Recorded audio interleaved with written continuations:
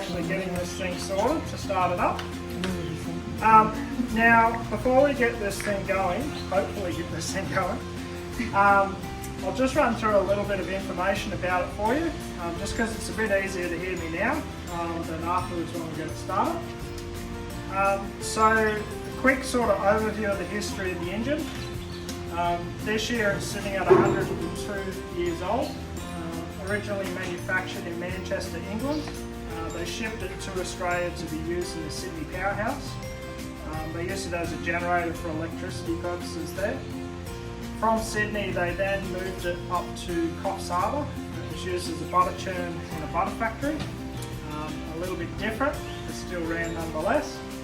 From Coffs Harbour it then travelled inland to Narromine. It was used as a water pump there for irrigation purposes. Then sat for about 30 years on the side of the river. During that time period I'm pretty sure it went under floodwaters a couple of times. Eventually it was picked up and moved down here to BOURKE, where at this stage they had to actually restore the engine. It looked pretty similar to that old piston you see down the back there. And ever since it's just been used as a tourism piece. So it's pretty much retired now. We started up, run it for about 20 minutes, and then we shut it down again. Now, it's run a little bit different than in the old days. We still use compressed air like they used to start it up. We don't use the same fuel though. So in the old days they used to use power kerosene to start it up, which in one day terms is pretty much jet fuel. And then they would switch it across to crude oil, which they used to have in this pit down the bottom here. The exhaust pipes used to preheat the crude oil before it was sucked up and burnt in the engine.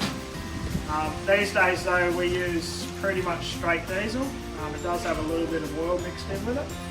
I think the sign says 60-40 mixture, but I think it's more like a 90-10 ratio now. So it's a lot heavier on diesel. In the old days when they used to actually run something, what would happen is the wheel that's in the far back corner of the enclosure, that wheel would normally sit on the left hand side of the engine. The operators would start the engine up, then they would go and pick up the belt drive and then manually feed it onto the spinning wheel. So a lot of the operators were missing appendages, so to speak.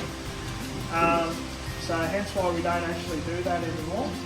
Later down the track they started introducing tensioners or clutch mechanisms, but to start off with, it was a pretty dangerous operation to run the engine. Now the engine's sort of specifications, total weight, it comes in at 16 tonnes. The biggest component is that flywheel in the middle, so that weighs 6 tonnes just by itself. When it's up and running, the maximum speed is 260 RPM, so that's revolutions per minute. Pretty slow compared to a modern day engine. We run it at about half that, so about 130 RPM. I don't worry too much about what the horsepower of the engine is, because they didn't design it for that. They designed it for the twisting force or the torque. This engine, when it's up and running fully, generates about 5,000 square newton meters of torque. Now, to put that in layman's terms, a Toyota Land Cruiser does about 500, so this is about 10 times that in twisting force. So when it's up and running at what the speed we have it set up, it takes about 1 to 5 minutes to shut down. So there's no big red emergency stop button. They actually classify this as one of the most dangerous pieces of equipment the BOURKE owns and operates. So we're pretty lucky to actually come down here and still start it up. Now on that note, I do have to go through a couple of safety items, as with everything these days. Pretty simple, please don't come inside this area when it is or isn't running.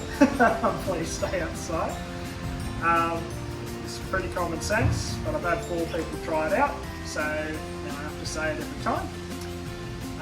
The engine does give off a little bit of smoke, so if anyone does have asthma, please be aware of that.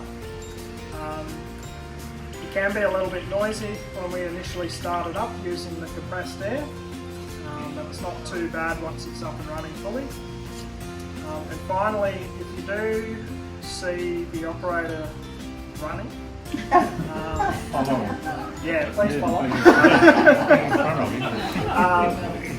Yeah, as I mentioned before, it takes a little bit to shut down, and if something does go wrong, it doesn't stop in a hurry. So, yeah. But we haven't had that happen before, but just in case, I do actually just say that. Right, just double check that we're all good here.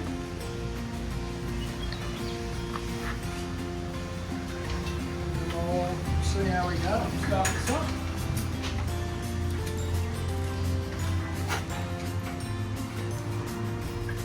What's the source of ignition for it? Is it compression ignition or?